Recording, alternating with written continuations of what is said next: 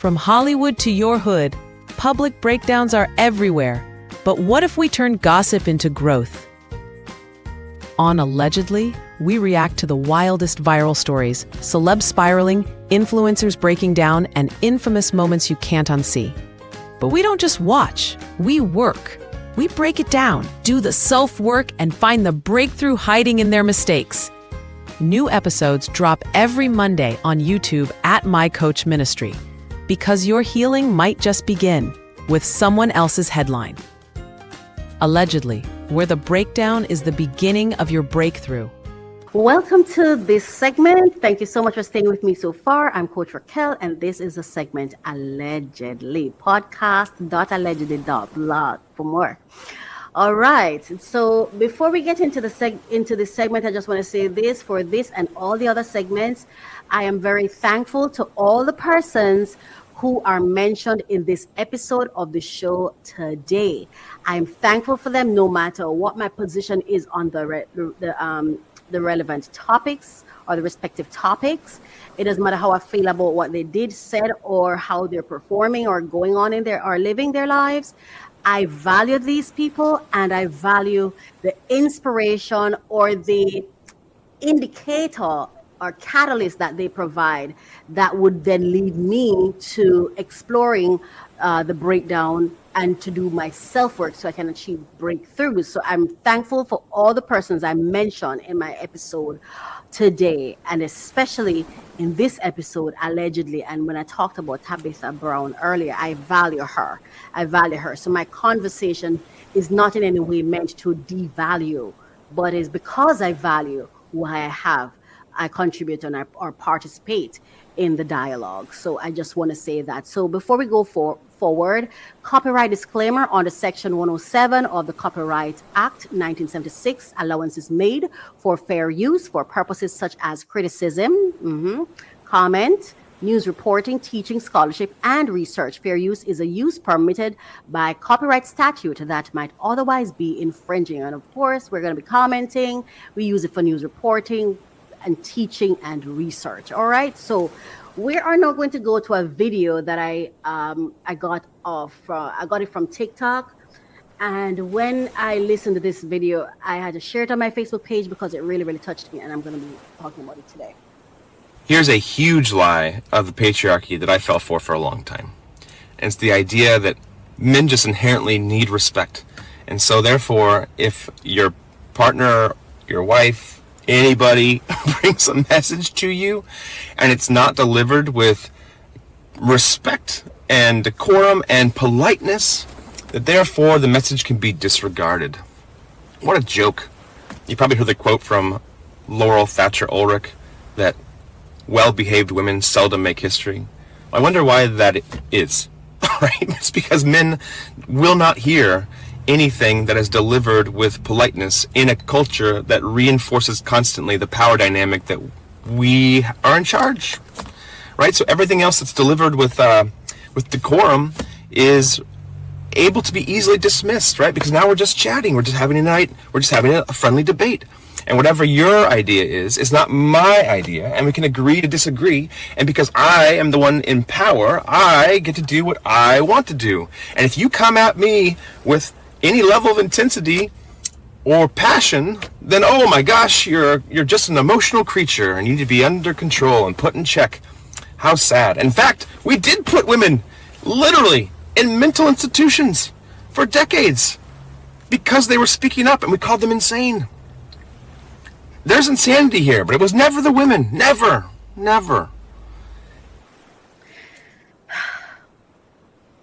I was just going to let it play them because, to be honest with you,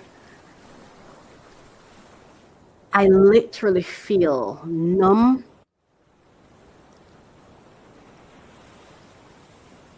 I'm so thankful to him for saying this. I wish I probably should go search for his account so that I could personally thank him for that, because being a woman, I'm not gonna cry. Being a woman in this world comes across as so problematic. Being a woman in this world feels like such a way, way, way down class citizen that it doesn't even have a number.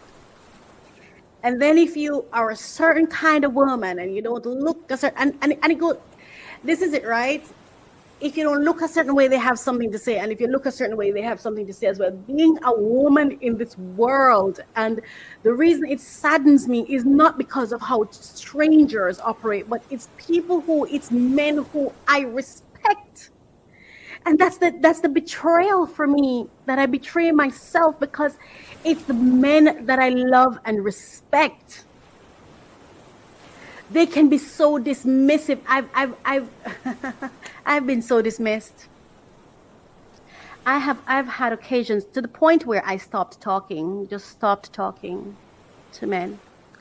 I am so, even at that, I'm a single person and I know I want companionship, but the thought of being with a man is so challenging for me, because it's like you're sacrificing. It sounds to me like to do it, you must sacrifice yourself.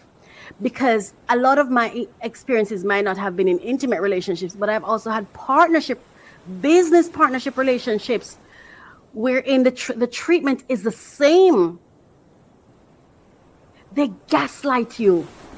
They don't listen. I was told I'm shouting, and I'm not even a shouter. And I didn't even know I wasn't a shouter because I believed it. I've had men who literally, in my soul, I know this person cares about me. I know they care about me, but I just couldn't understand how, if you care about me, you dismiss me, And it's been so refreshing experiencing men who, I talk about this person so often. He really is just a friend.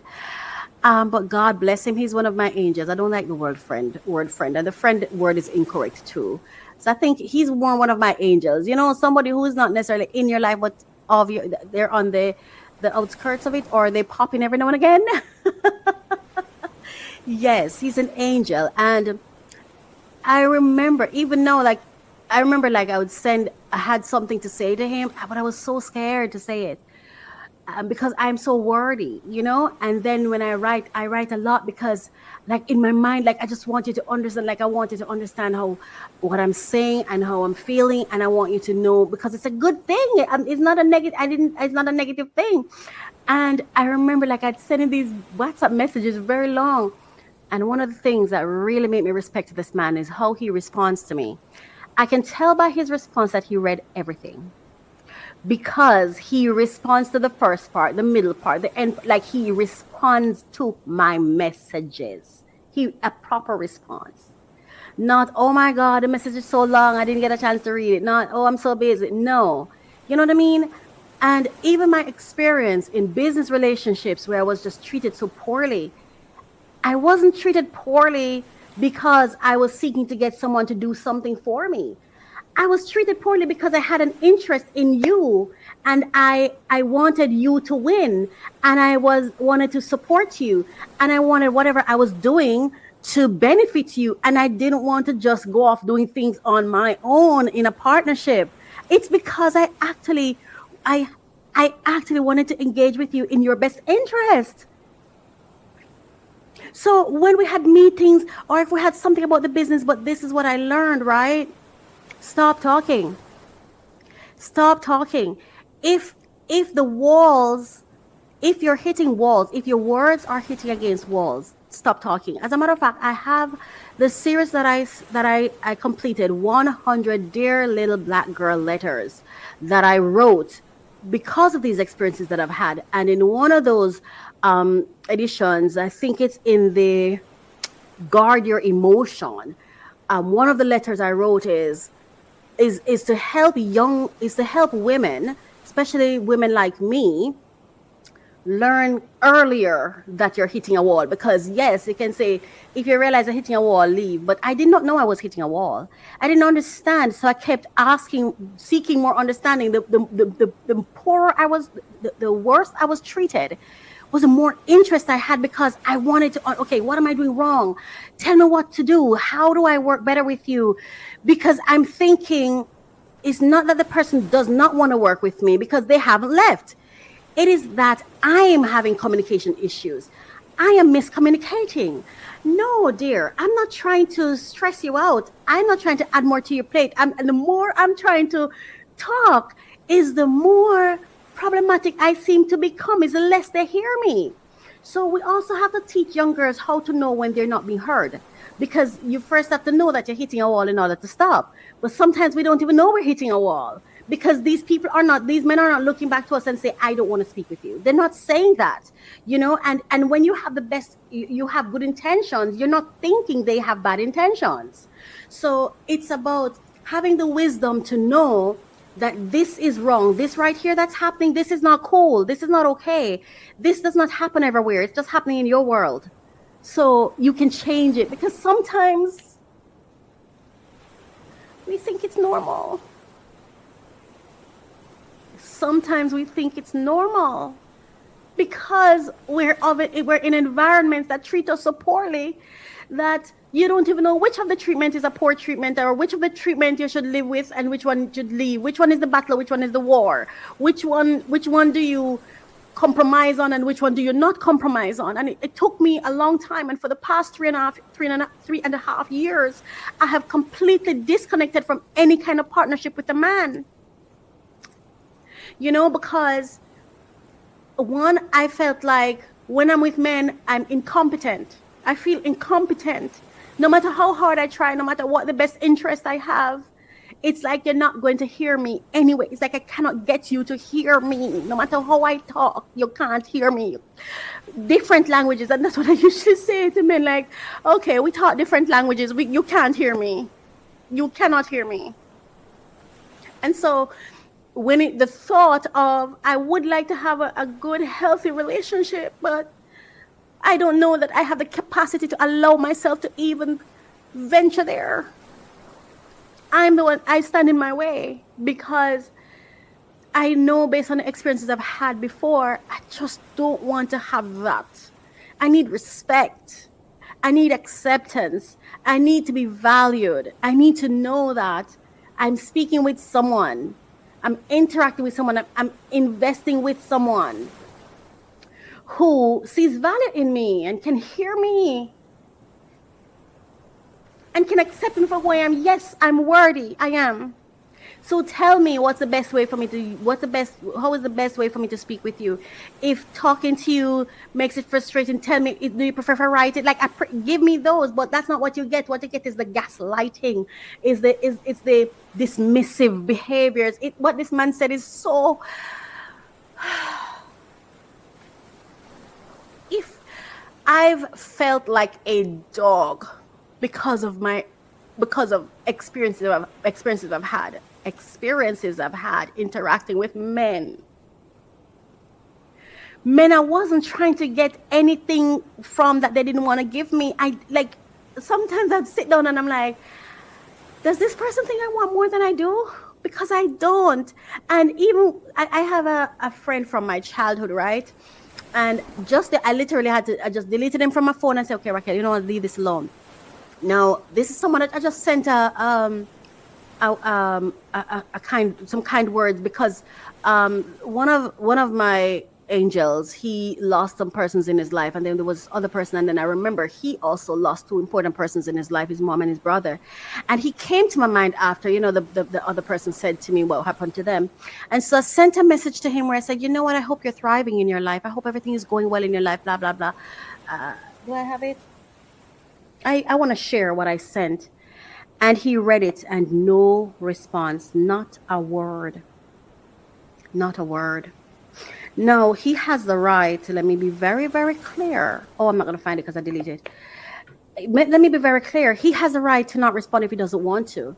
But I think we have to teach girls, young girls and women, how to recognize that and walk away.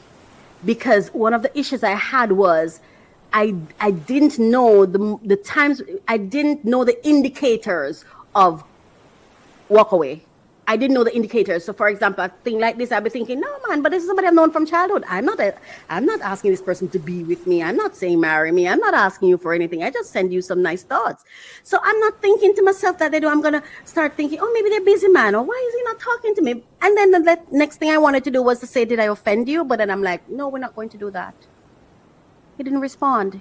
He's not wanting to talk. So the fact that he's not having conversations with you is because he doesn't want to have conversations with you. But it took me this long and working on myself to understand it. So what I'm trying to say is some persons who are still stuck in situations is not because they don't have will. Sometimes it's because they don't have awareness. They don't know, they don't realize that this action here, you don't need to understand further. This action, how did it impact you? How it impacted you is sufficient for you to make a decision for the future. Because I've had to separate from relationships, and then after that relationships, I'm reinvited to partnership. I'm reinvited to, and this person still come to me for services and stuff. But I know I can't go back because the treatment was so bad and I suffered so much. And that's why this conversation touched me, and I'm not fully over it, and I'm still going through my healing process. I've had my blood pressure spiked because I'm like, what did I do wrong? I was just kind to you. I was investing all my money into this thing we're doing. I wasn't asking for anything. I'm not making any demands. So why am I being treated so poorly? But I didn't have the awareness or the information to know it's not that deep. It is as simple as if you feel disrespected, walk away. If you feel dismissed, stop. It doesn't matter what their intentions are. What matters is the experience you're having. I just didn't know that. And I have a bachelor's degree and I have lots of certificates and lots of training, but I didn't know that. I did not know that because my heart was just at the right place, and I'm thinking, but this is somebody I care about. I'm not trying to hurt you. I'm not trying to harm you. So why are you treating me so poorly? You know, I remember there was this guy that I once met, and I'm just not able to say, and this is it, right? If you listen to my podcast, you've heard me say multiple times, sometimes I don't know what to call the relationships I've had with men. I don't know when I was dating. I know 2 men that I dated, and that's because they made it clear we were dating, right? And it was for a period of time. But some other people that I've met, I don't even know if I can call it just dating or acquaintance for a while, because there was a specific guy that we were trying to figure out if we're going to date or whatever. For me personally, I just wanted to date. And by dating, I mean getting to know somebody. That's what I wanted. I just wanted to get to know you, and I wanted to enjoy the process of getting to know you. That was it, right?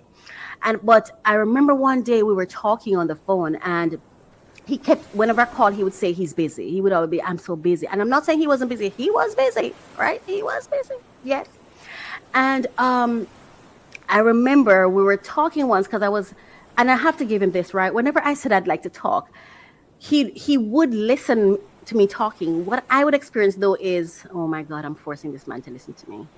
It didn't feel like someone with care and willingness chose and decided, hey, do you want to talk to me? It wasn't like that. I felt forced, like I have to have this conversation. So I didn't bully, but I said, I really need to talk to you. Like I asked for it, begged for it. I don't know. I don't want to be disrespectful.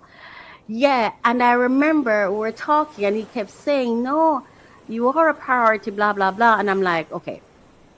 Or no, I don't know if it was priority. He said, or you're important to me. No, I am. It's just that I'm busy. But he was explaining, because I'm saying, if you don't want me to call, we don't have to. If you want us, because I needed clarity on what we're doing so I could know what to do. right? Because I'm not necessarily somebody who just disappears. So I'm like, do you want me to stop? Like, I can stop talking to you if you want me to. I don't have to call. I don't have to whatever. And he'd be like, no, that's not it at all. It's just that I'm busy, blah, blah, blah. Right? But in me, I'm saying, I hear what you're saying, and I see the messages you're sending me.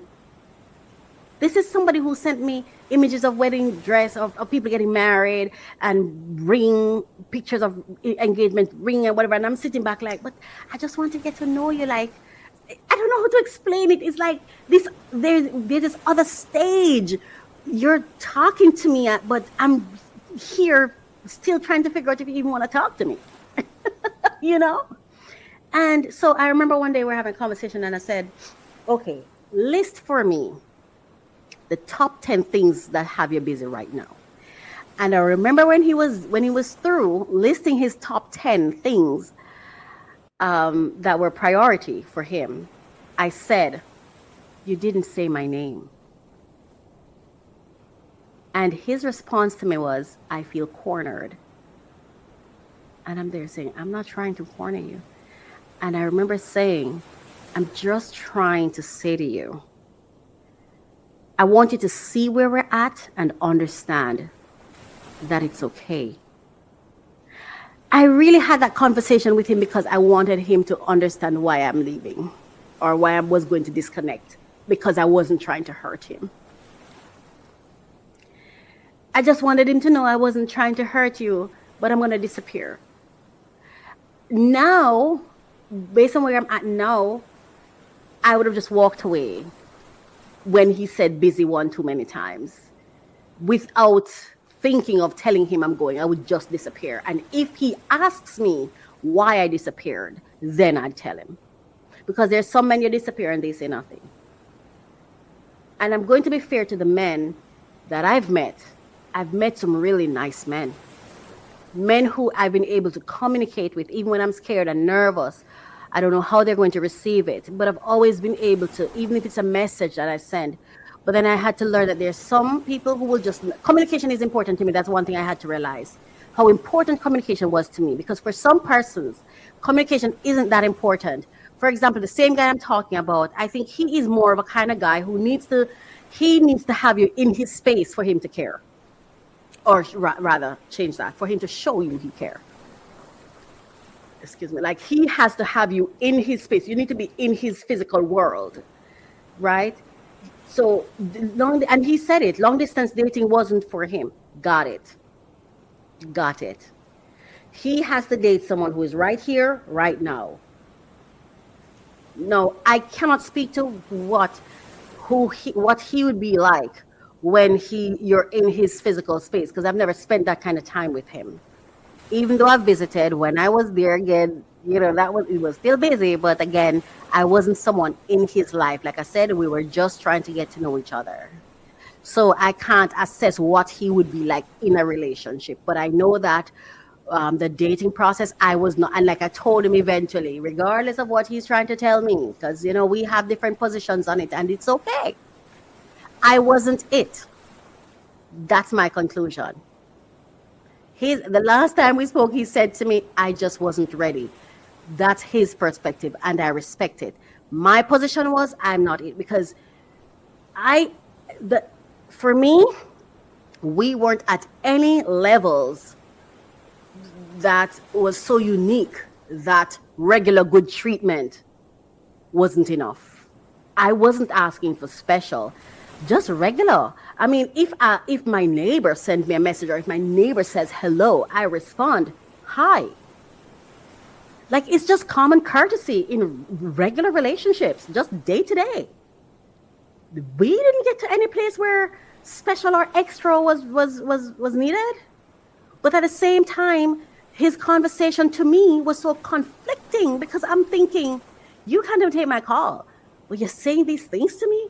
What is this? And then this is what I did. I started saying, oh my gosh, I have no relationship experience. I really am not getting it.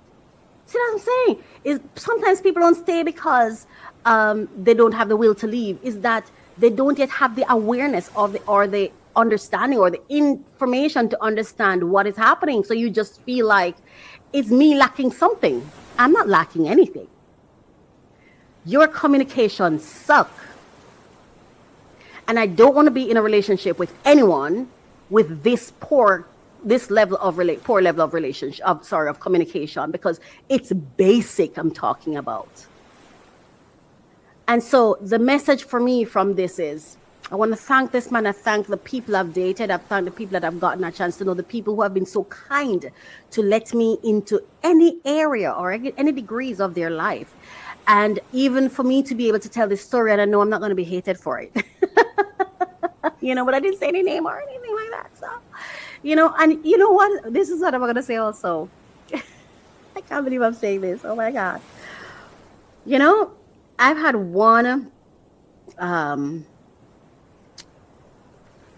relationship that I'll say I would call it deep dating or a very long time span of dating, because I don't even want to call it a relationship, because now that I've gotten a better understanding, I've gone and done the work to research relationships and stuff. There's so many things we never did.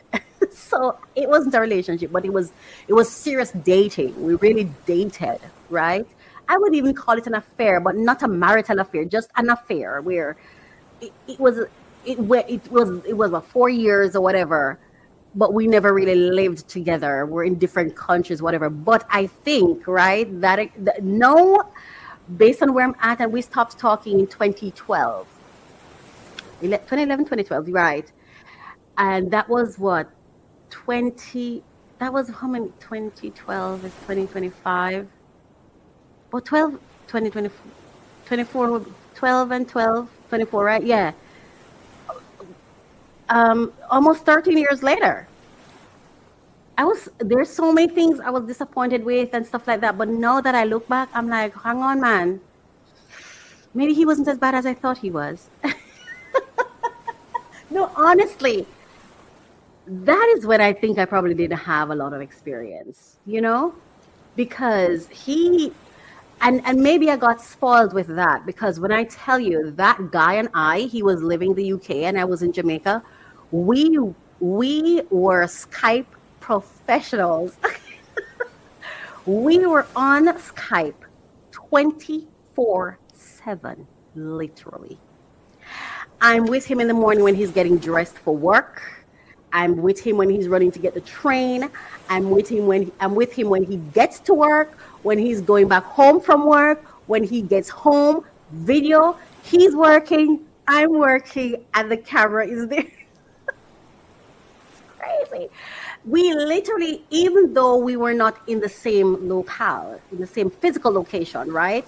We were physically in each other's faces the entire time. When he's cleaning his home, the video is there. I'm seeing all of it, and we're talking like we're just two people talking. You didn't know that we weren't in the same space, right?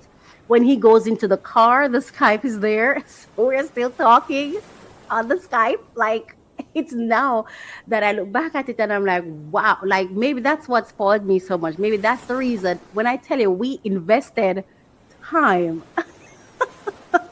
And if you ever hear this, because gosh, I really truly wish that this person was still in my life in a way, like as a I don't like the word friend, but that kind of title, like I want to know that he's okay. Not for anything intimate at all, none at all, but I know that it's not possible.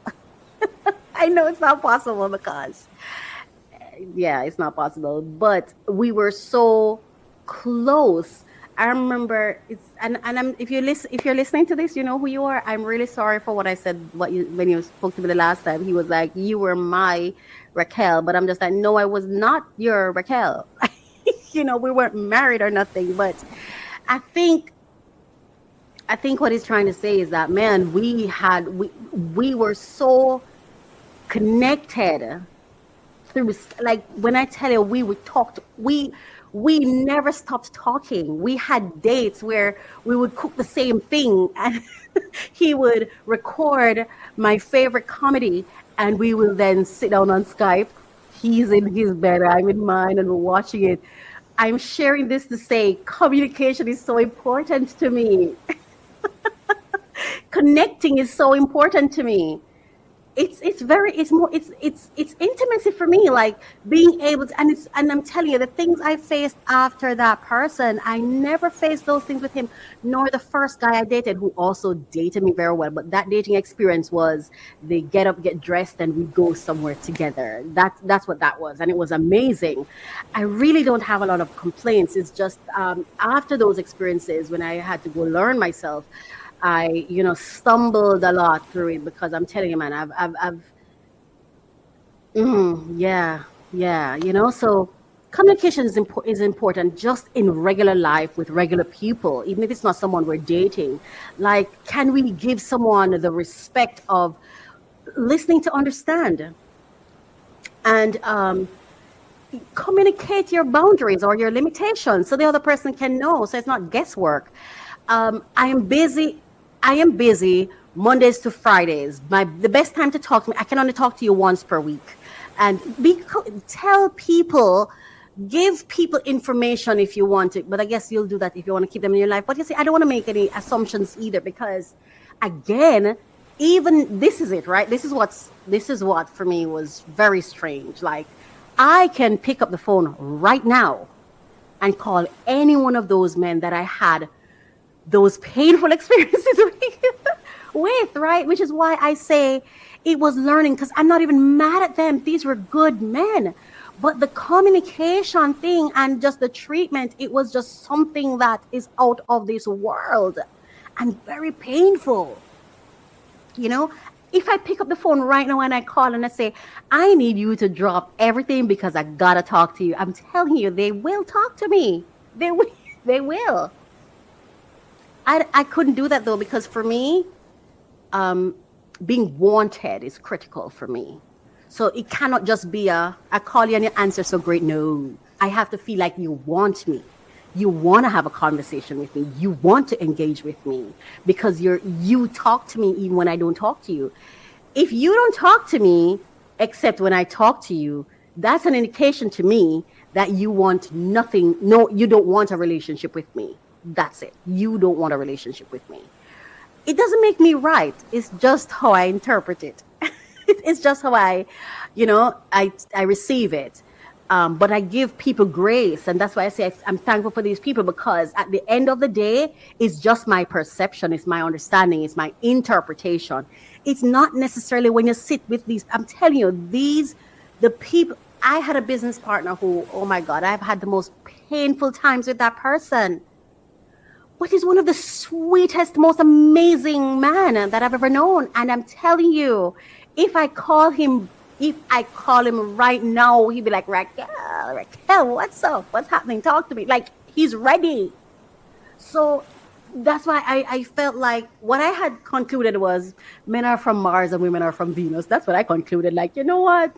And these people, I remember that same guy that I talk about when I told him to list the priorities. I remember when I finally called him, when I felt that I was able to communicate effectively what I'm trying to say, because I thought I had a communication issue. So long after working on myself, I felt like, okay, maybe now he will understand me. I think I've worked on myself and worked on my communication. And I remember I called him one day and I said, I really, really want to talk to you about how I felt, whatever. And could you please talk to me? And I'm telling you, that guy talked to me for over 2 hours, listened to me for over 2 hours. Let me put it out, because he was not talking. I could literally hear while I was talking to him. He was up against the wall. Like you're standing your back against the wall. And I literally heard him slip down the wall and just collapse to the ground. And I remember it was when I said, I felt like a dog interacting with you, communicating with you. You made me feel like a dog. I wasn't saying that to hurt. I'm just clearly stating what was happening with me. And I love him for allowing me to just say what I had to say. And when I explained, I don't blame you for this. This was my interpretation and perceptions and how I received it. He didn't treat me like a dog. I interpreted the experience that way. And I remember he sat and he listened to me the whole time. And I remember it was I think 2 years later or so, he called me and he's like, I understand. Something to the effect of I'm so sorry. I am so, so sorry for what I did. I'm so sorry. Like, almost as though he understood now. Sorry. Sometimes when we love people or when we care about people, and for me especially, like if I love you and I think, like, I see you, like you're going through something or whatever, and I used to have some visions of him like he's dying or so, and I used to have these bad, like, these images, and I'd be like, what is, I used to pray for him so hard. I didn't know what was going on, but you know, when I would try to reach out or whatever, it would seem so difficult, and I'd be like, God, why are you doing this to me? What is this? Is this something I'm doing to myself or whatever? You know, so I was so thankful when he called me back and was like, I'm so sorry. You know, I'm sorry.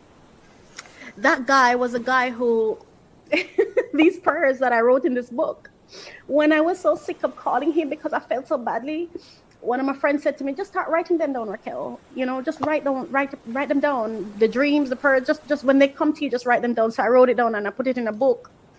And maybe that was the purpose of it, you know, because I just felt so bad. And I was so thankful when he, you know, contacted me and apologized for it. I'm saying 3 things I'm going to say, and I'm going to end this. Let's listen to understand, number 1. Acknowledge what you're feeling, but just remember that they're your feelings, and the other person, no matter how they're behaving, is not necessarily feeling that way.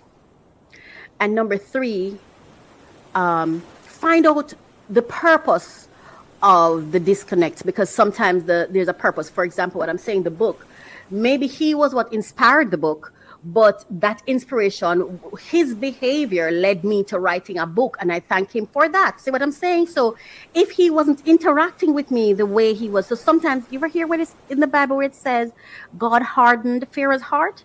Sometimes God used somebody for an inspiration for us, and then he disconnects it. I don't know. That's the best way I know how to say it, right? I'm running out of time, but 1, listen to understand. 2, remember what you're feeling is not necessarily what the other person is conveying. So be clear on your feelings, but don't don't agree with the assumption. Don't assume and make a conclusion and agree to it and say, yes, that's the fact. No, it was your experience.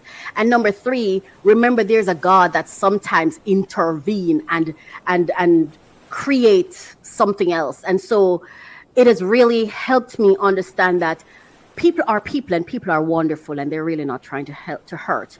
And the patriarchy hurt both men and women, not just women, but it hurt us both, because or maybe it's helping us and we don't understand. I do not know, but I trust God with it. This is God. Ultimately, God is in control. And so I love that we can acknowledge it and we can check ourselves and take accountability. But in the end, once we understand that people are trying, and we don't demonize, and we don't ostracize, and we don't marginalize. You know what I mean? So thank you so much for watching the show. Thank you for being here with me today. It's been a pleasure. Oh my gosh. I've run completely out of time, but I just want to say thank you. I'm Coach Raquel. Please remember to like, share, comment, and let me know what your thoughts are. I look forward to seeing you in the Calm Collective.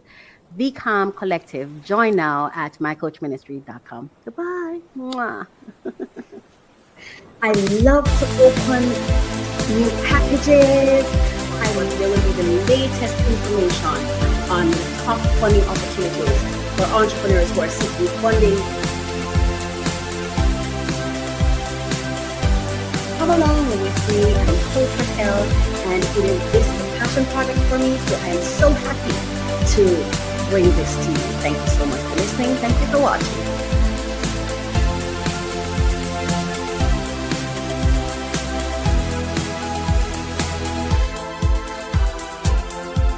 Unlock your potential every Thursday with our podcast, Refresh, Relax, Renew. Join Coach Raquel as she guides you through personal development journeys. Each episode focuses on actionable steps to enhance your personal journey. The podcast features 3 main segments to keep you engaged. We start with discussions on trending topics relevant to your growth. Then we unbox solutions to common challenges we face daily. Finally, stay updated with fresh funding opportunities each week.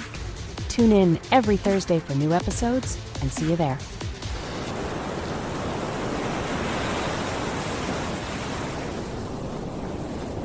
Welcome to mycoachministry.com. We're on a mission to empower 1 million purpose-driven entrepreneurs, turning calling into currency. Through strategic coaching, we guide visionary leaders, brand elevation, and creative empowerment, helping leaders break barriers and own their identity. Build impactful, wealth-generating brands that echo across generations.